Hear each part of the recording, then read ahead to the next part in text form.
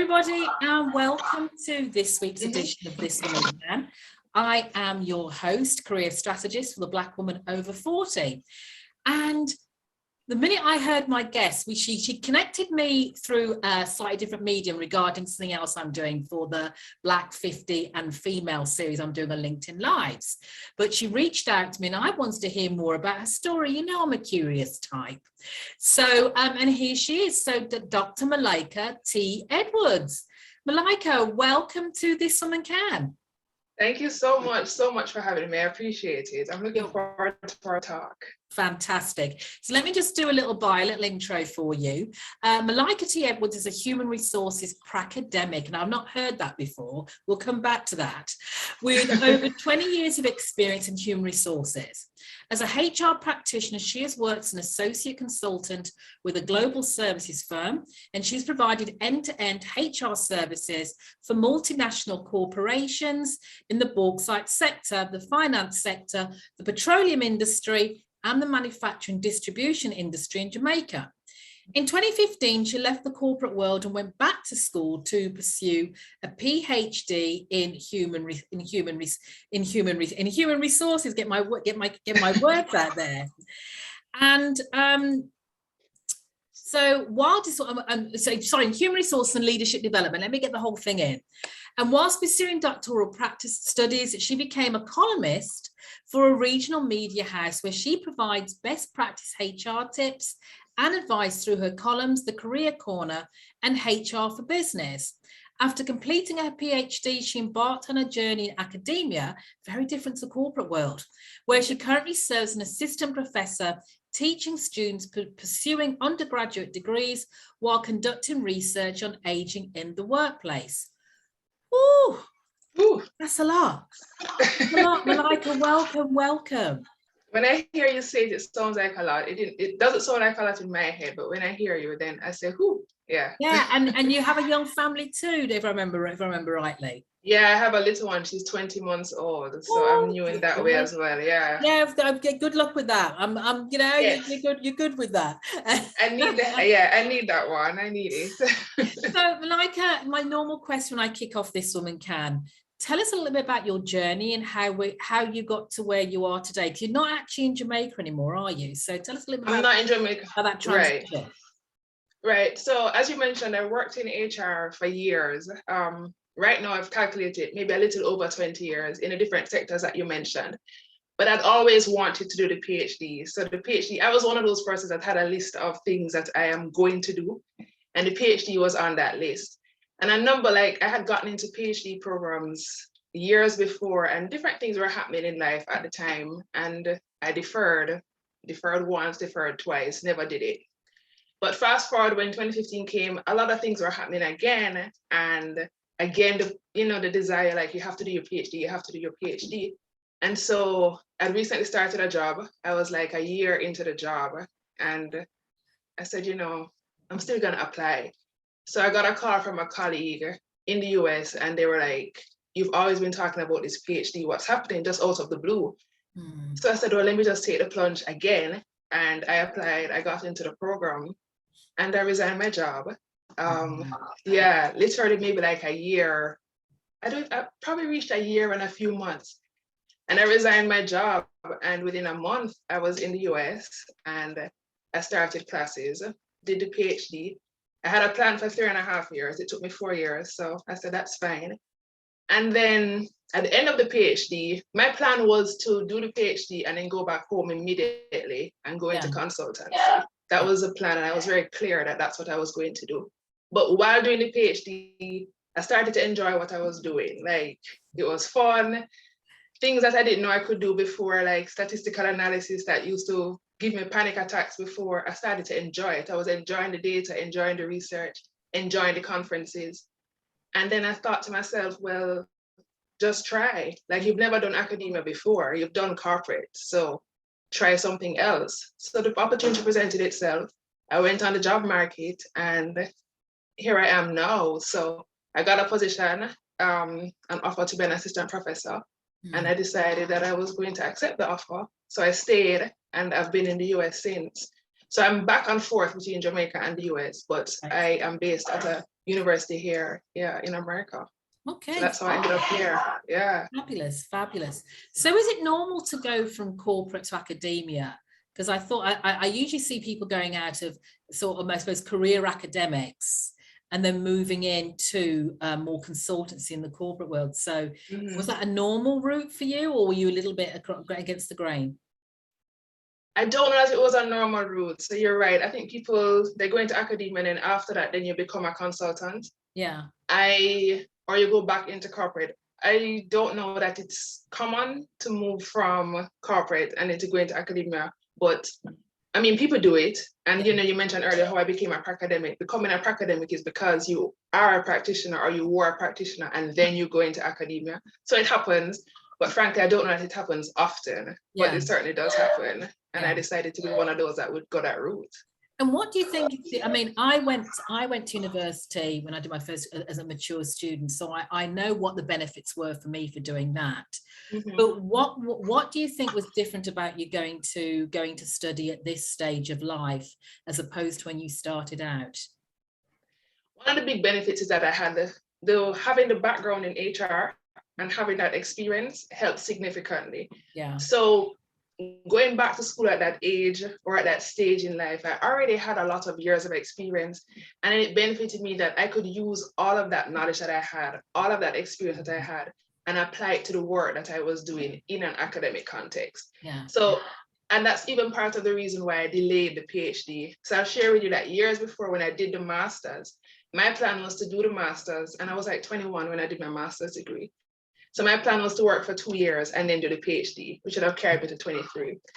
At the time, I felt I didn't have enough experience. I felt I didn't have enough work experience to really carry me through a doctoral program. So I didn't do the PhD at that age.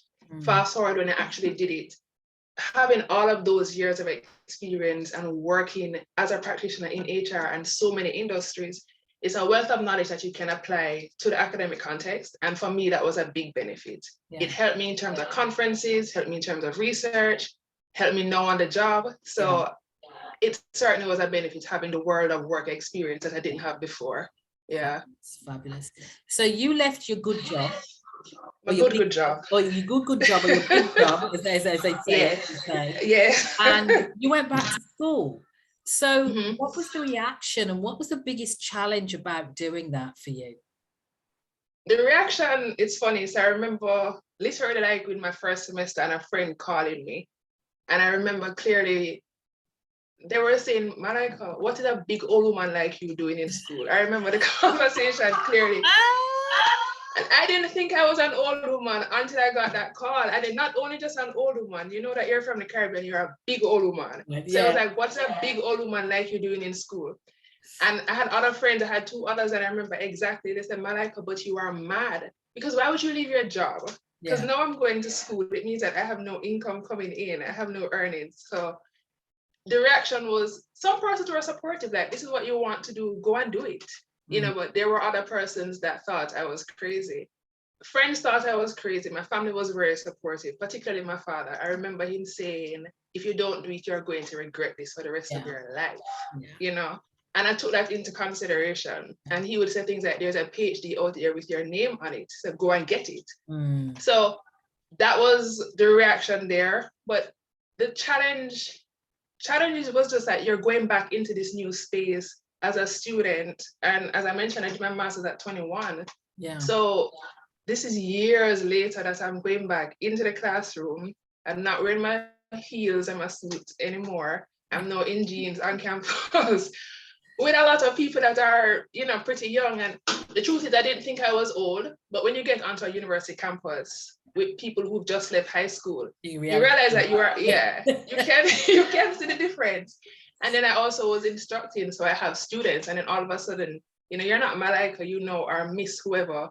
And, you know, you recognize your age, but it was a good challenge. I thought it was funny at some point in time, but I enjoyed it, And plus you're in a different country as well. And it's a different country. So that in itself was an experience. So there are challenges, not just challenges being an older student, but challenges being in a new country. And challenges, which I think, you know, like you can relate to, challenges being a Black woman in certain environments. Yeah. That's certainly something that I had to navigate. And I had experienced some of it before when I was doing a master's. Yeah. But it's a different thing at this stage in life because 1 year older, two, You're a big old woman at this stage. I'm a big old woman at this stage.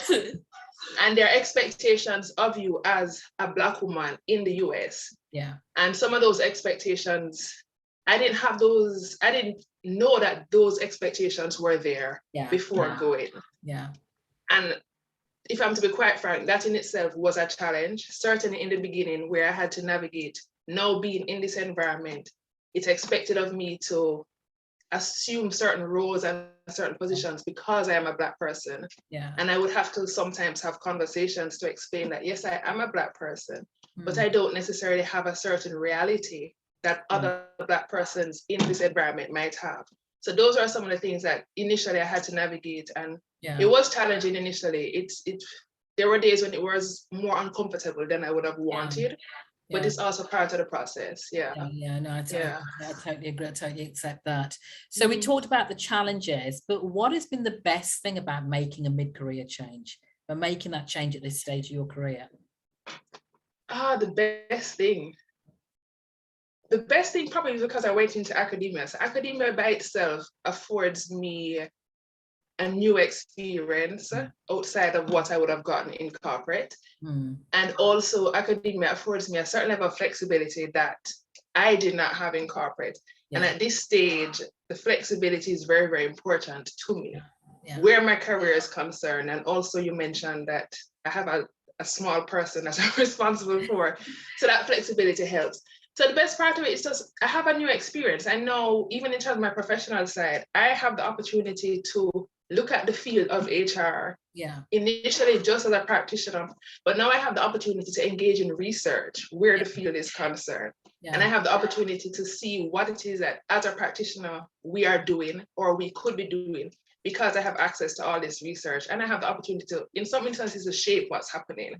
And to me, that's a very, very, very, very good thing, particularly where the region is concerned. And because a lot of what's happening in the region is we get US-based research.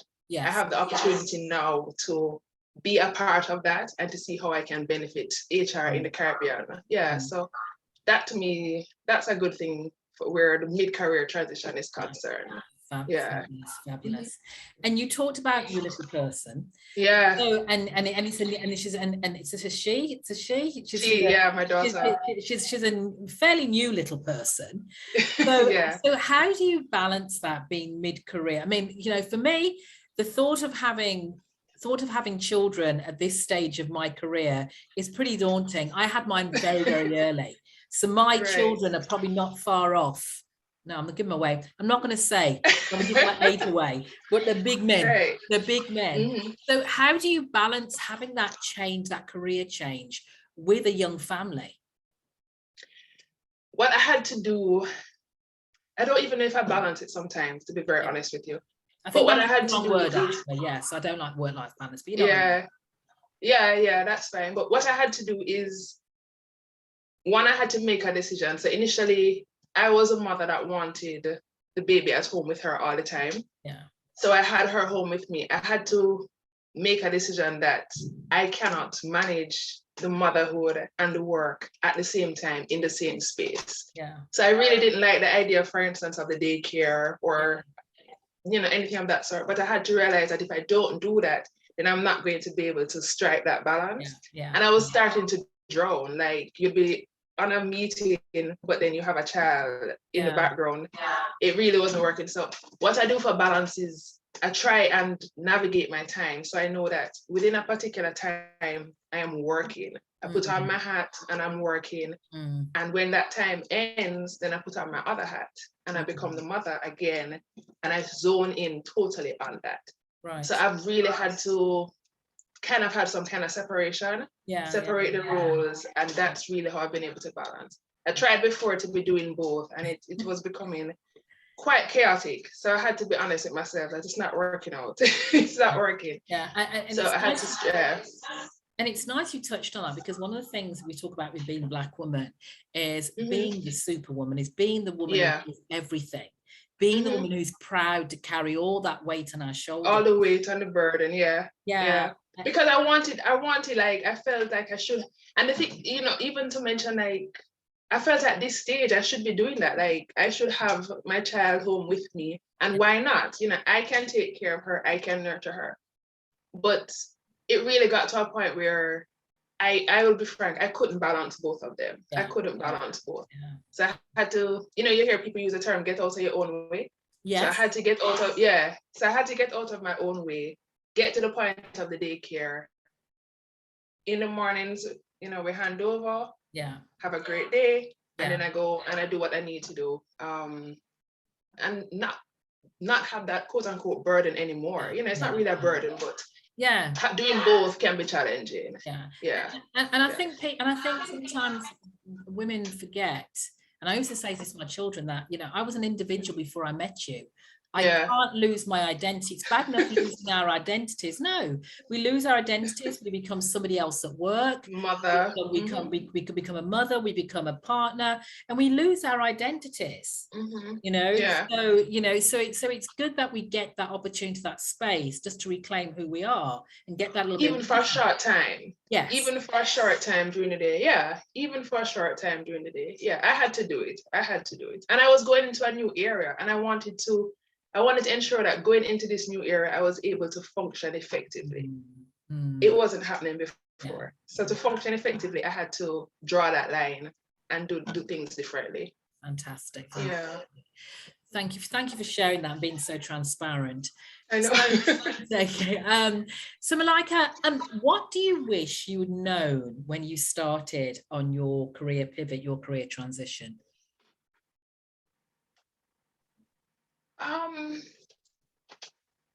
I don't know that there's anything that I wanted to know before that I wish I had known. The truth is, I went into it kind of open, like, this is a new experience. I don't know what it's about. I have no idea. I've never been in this space. But the thing is, I told myself I'm gonna try it. And if it doesn't work, then that's fine. I'll do something else. I can just go back home, right? So it's not that I would have wanted to know anything. You know, when it comes onto the roles and your job, then you know, there are things that would help. But just in terms of going into this new space, not necessarily that I would have wanted to know anything. I went in deliberately open, wanting it to be a new experience, wanting it to just be something else that I've not done it before. I want to know what this is about, and I am going to try it. So no, I don't even know if I would have wanted anybody to tell me anything to kind of cloud like my vision or my judgment of what it would be. I just wanted to go in and jump in. That's what I wanted. Well, you can share with me, just me here, you know, just you. Just me. You know, did you have any fears about making that change? I feel bad to say no, because I know I should have some, right? I wasn't afraid. I wasn't, but I think I didn't have any fears about going in. I didn't. I was excited about going into something new. I really had I was excited about it. I wasn't afraid. I was curious, excited. I wanted to go in. Maybe the fear is a normal fear, because like I had to move, you know, I moved to a new state, you know, moved to a new job. I was with child, you have a new baby. Those are natural things that bring about discomfort. You know, the change is going to bring about discomfort. But to say that I was afraid or that there was a fear, I don't know that I can say that there was a fear. Even, I remember going into the PhD, and at the start of the PhD program, one of the professors asked all of us, like, you know, what are you afraid of going into the PhD? And I gave him the same answer. I said, I'm not afraid, I don't have any fears. And he was annoyed. He said, you must have. And I said, the only thing, I don't even know if it's a fear, I said, as long as I can get through stats, which I said, if I can get through a stats course, there's nothing else that is giving me any kind of fear, any kind of anxiety.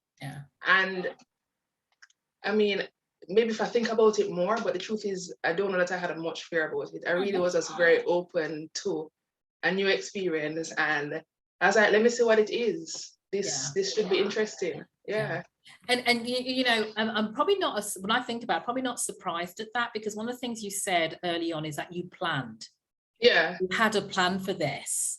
So during that planning process, I'm assuming you would have gone through the pros and cons and what would happen and what could be. You seem like a very methodical person. Yeah. So I could see you working that through. Yeah. So I really, I literally will take a piece of paper and I have on one side what will work, what will not work. Yeah. And I look at both of them and like which side is gonna come out greater. Like, are there more things on the will work side, more things on the not going to work side? Yeah. So I do that, and I do that with everything. Yeah. So maybe that helps. Maybe I do have the fear, but then maybe because I go through that process, then maybe the fear goes, or the fear is not staying for a very long time. Yeah. So I literally sit down and I write down all the things that will work or won't work, and I guess that's what helps. So because you're identifying up front what the issues could be. You know, if the fear of something going wrong, which is the fear of failure, you know, all that kind of stuff. You're identifying those up front, and you're already looking, which is what I do with my clients. Say, look, start planning. Look at what, you know, what could happen, the best case, worst case scenarios.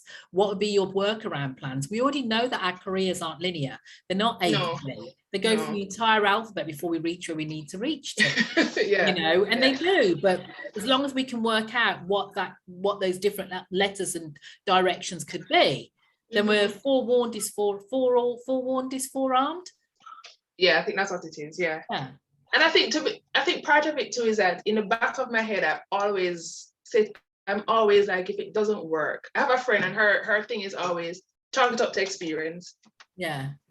If it don't work, chalk it up to experience. And then I'm like, if it don't work, then I'm going home. Right? Which is not a good thing. Maybe it's not the best approach, because maybe, maybe if you give it a different approach, then the outcome will be different. But in my head, there's something else that I can do. If I didn't have anything else, then maybe I'd be afraid of, oh my goodness. But I figure there is something else, whatever that something else is. But there is something else, and so I don't know that I didn't have fears about it, and I don't want to even have fears about it, because then you begin to panic. And that's you can't function that way. No, that's great. That's great.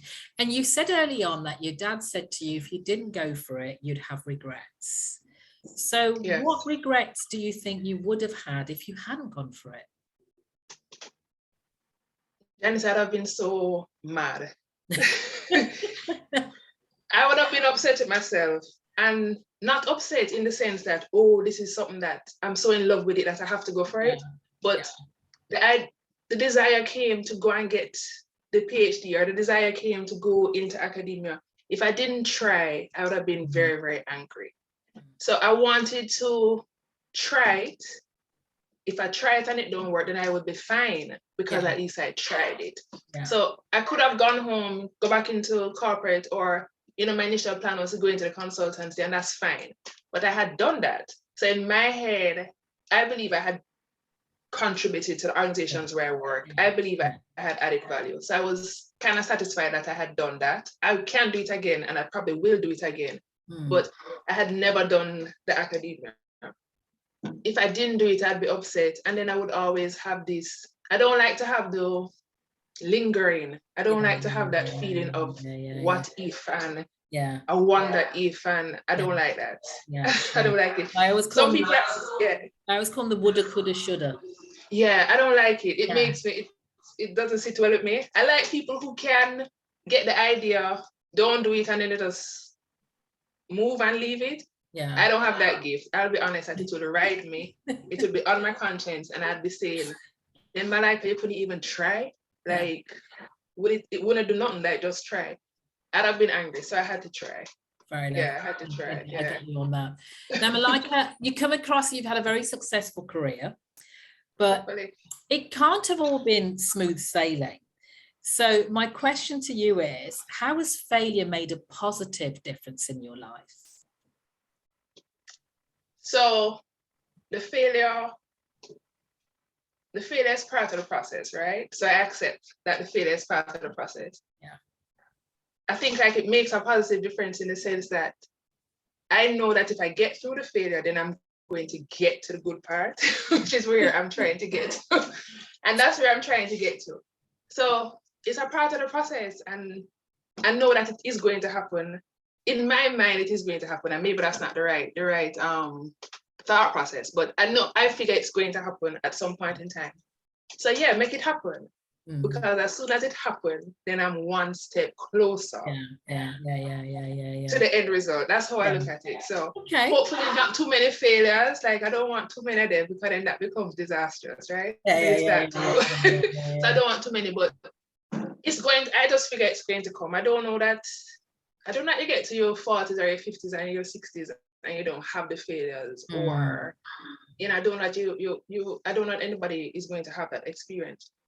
But I just figure if I get it, then I get that out of the way, and then I can move on to something else. That's how I look at it. Yeah. I think the biggest thing, like you said, no one gets their 50s, 60s without failure. And I think it's your approach to it. Like you said, if it happens, what can I learn from it?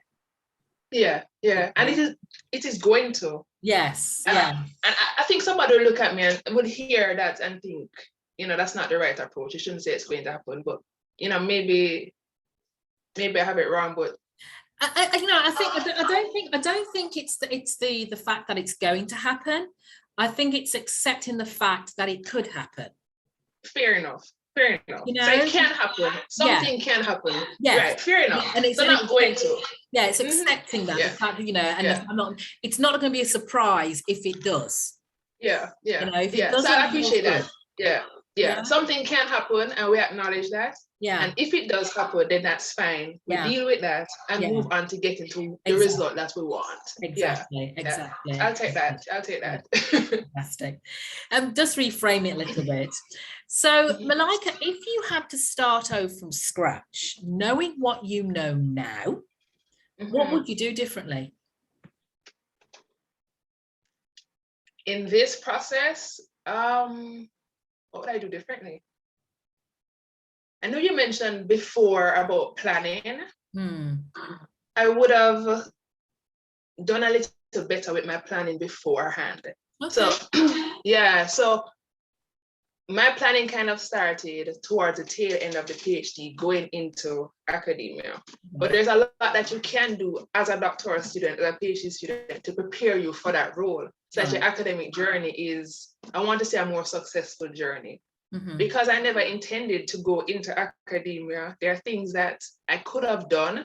I didn't do them. So there are other persons, you'll speak to other PhD students and they'll tell you about lots of things that they did, whether it is the publications, the conferences, the research.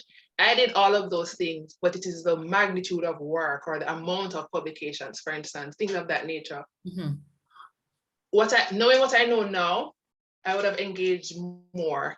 Right. So that my academic journey as a professor, probably I could have been at a different stage than I am at now. Yeah. So I think off the top, I think that is the only thing. The planning would have started a little earlier.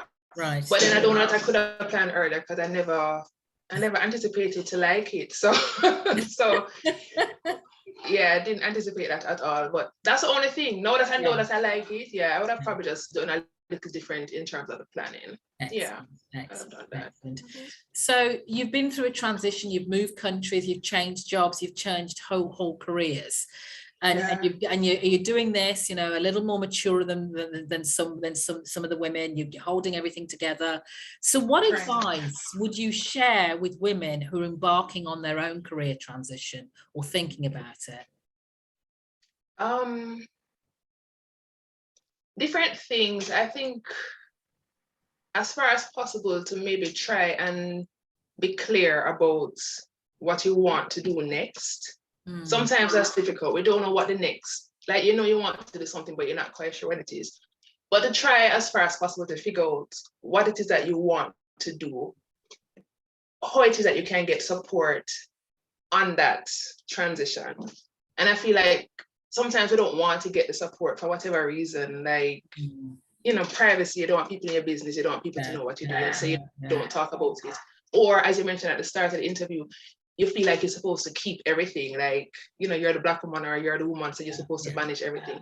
Yeah. But for somebody who is contemplating a transition, I would say try and be clear on what it is that you want to do. Get the support wherever that support is supposed to come from. Try and get the support. And then whatever it is that you want to do, I want to say kind of be okay to let go of what life looked like. And I'll use an example for you. I have a colleague now. I won't give out too much, but she's a PhD as well. She's left that life and doing something else that is totally out of scope, so to speak. But that career transition is, I recognize, or she has recognized that this is something else that I want to do. So I guess part of the advice would be, when you recognize what you want to do, even if it doesn't look like what you quote unquote should be doing, or it is not in line with what you have been doing or what you have been doing through school or work, leave it. Like if you don't want to do it anymore, it's not working, then I would say to leave it. So it's just to kind of be satisfied enough that you're clear on what you want to do, you get the help, and then you are okay to leave whatever you've been doing and move on to something else. But you can't go back. You can't go back. Yeah. And I think that's a great piece of advice, because the whole thing here is about reinvention.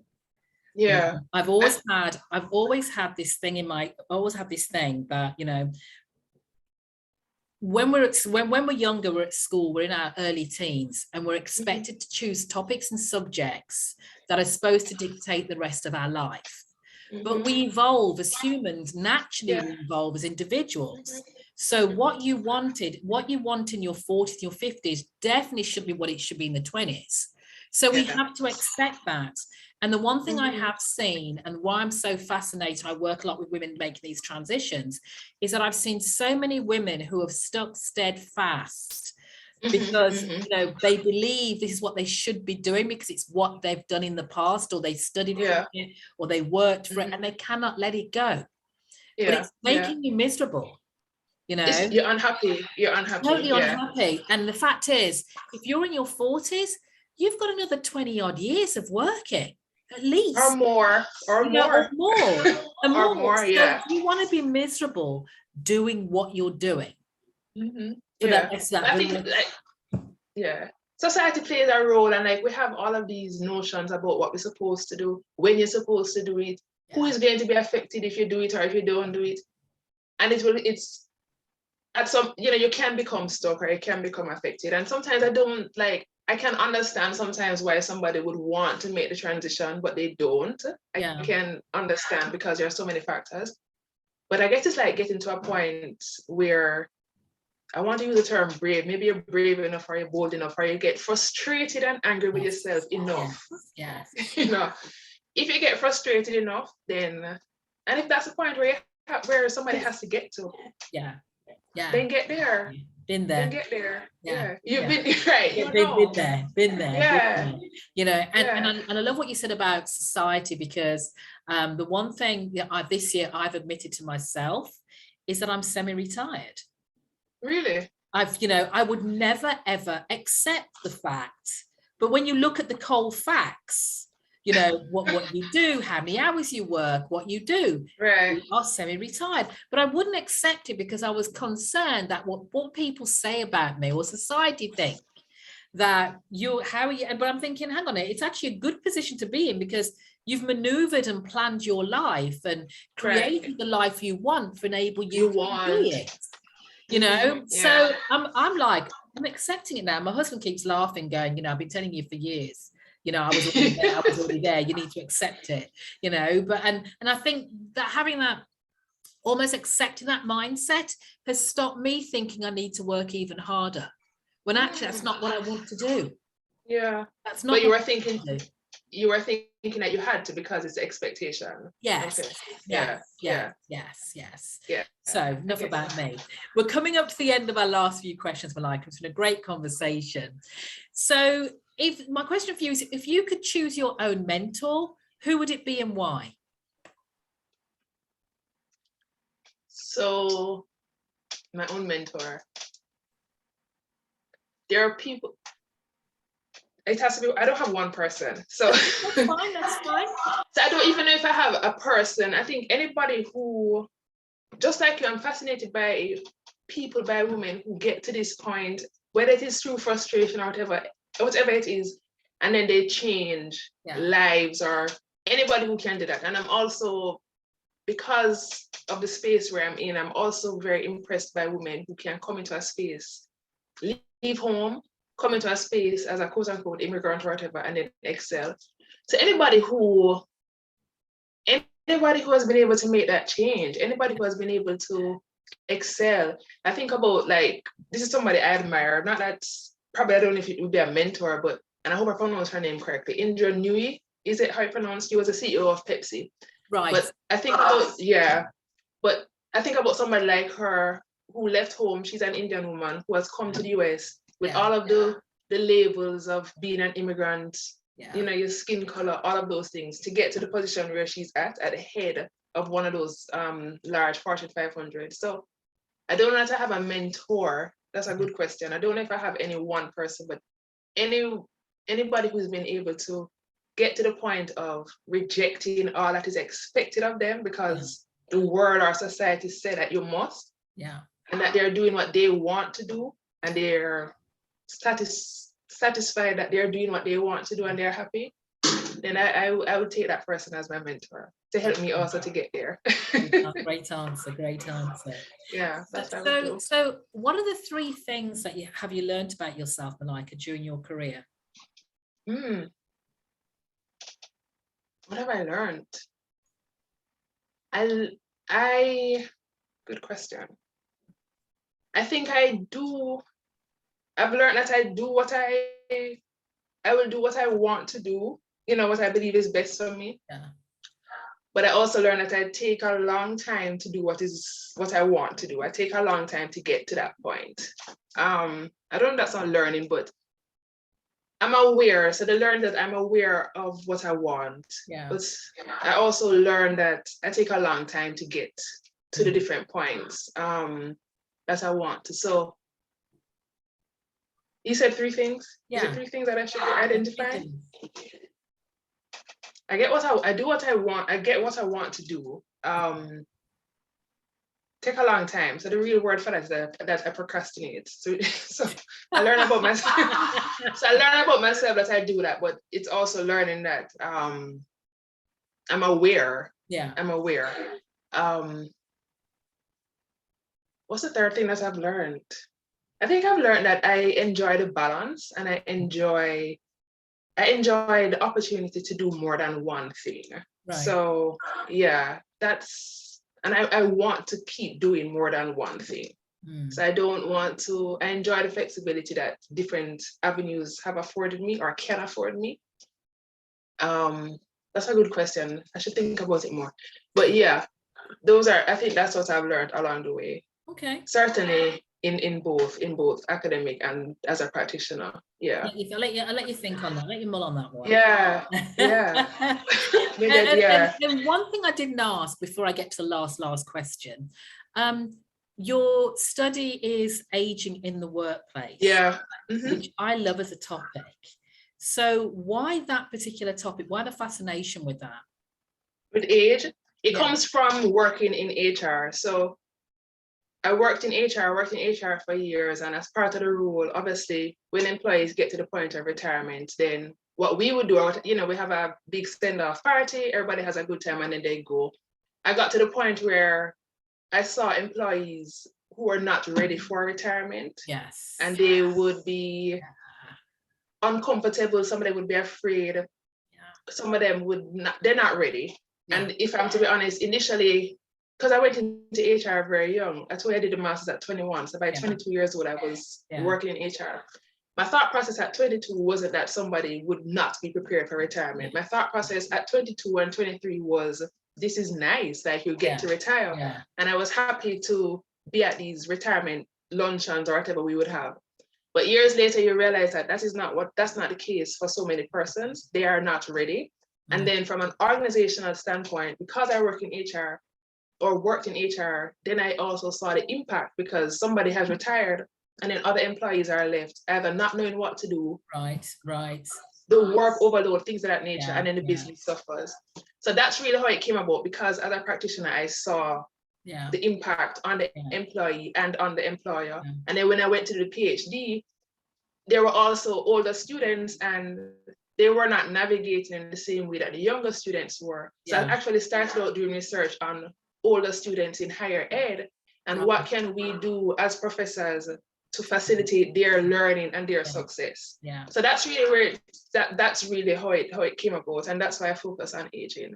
A lot of people are not ready. No, very true. Not ready for retirement, and through no fault. I mean, I mean, that's for another discussion. That's another time. But a lot of persons are not ready, and the impact is not just on the individual, because when you have somebody who has to retire, the family is going to be impacted. The individual is impacted, and the employer, the organization, the employees that you leave behind. It's such a domino effect. It's really it's an area that I think is very, very important, and so that's why I focus on it. And it's going to get more and more important, because the world is aging, and we're staying longer. So it's a fascinating. Everything is right. We're aging. Just last week I had a session, and we were focusing on. I mean, I was a guest at the session, but the focus was on aging in the Caribbean specifically, because we are aging so much faster than other regions in the world. That's our topic for the show, but that's why I focus on it. The world is aging. God's willing, we all get to the point of retirement, but we want to make sure that when we get to that point, then we can function and not be in a bad situation. So that's why I focus on that. So my last question then, is what does success feel like to you? Success, if I'm to be honest, I think it's a different feeling at different points. So this will sound silly, but I'm like, if I think about myself as a mother, on a given day when everything works well, then I've had a successful day, because I've mothered well on that day. But it's different things at different stages. When I left work and went to do the PhD, that for me felt like success, because I finally got to the point of doing the PhD, which had been on a desire for such a long time. Whenever I accomplish the goal, then that for me is a success. I don't care when it is accomplished, or it don't have to be anything major. When I moved different states to where I'm now, I knew no one here. I moved here during the pandemic. It was total chaos. But, I came and I did it and I navigated, and, I'm here. That for me is a success. So I don't have any one thing yet that is success, but different things at different points. When I check off and I say, all right, Malaika, you did that, you get that done, such and such, then I say, okay, fine. That was a success in that arena. Yeah, that's it right now. Okay, I accept that. Malaika, that was my last question. But if people want to connect with you or know a little bit more about what you're doing, how can they do that? Oh, sure. So I'm, I guess right now, heavily active on LinkedIn. So persons can find me on LinkedIn. Dr. Malaika T Edwards, and you'll find me, or the HR Pracademic. I use that as my catchphrase. And I'm also on social media on Instagram, drmalaika.edwards. And always email. My email is on LinkedIn as well, but it's malaika.t.edwards@gmail.com. But LinkedIn is a fabulous place to find me. Excellent. Excellent. That's where I found you. So I found you, right? I found you. So I'll definitely leave those. I'll definitely use those links in the show notes. But Dr. Malaika, thank you so much for joining me today. Thank you so much for having me. Really appreciate talking to you. Thank you. You're welcome. Sure. Bye.